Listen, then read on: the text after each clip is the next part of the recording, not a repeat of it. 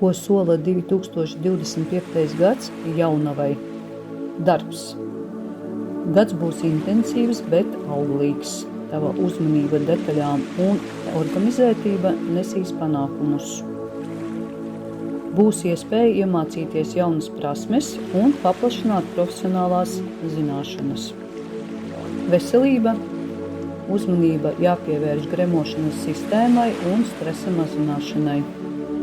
Sabalansēts uzturs un regulāra atpūta būs ļoti svarīga tev. Finanses.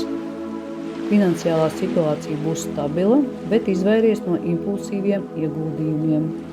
Šis ir piemērots laiks, lai sakārtotu savu finansiālo plānošanu. Mīlestība. Attiecībās valdīs stabilitāte. Partneris novērtēs tavu rūpību un uzmanību. Brīvajām jaunavām būs iespēja izveidot jaunas attiecības. Garīgā attīstība.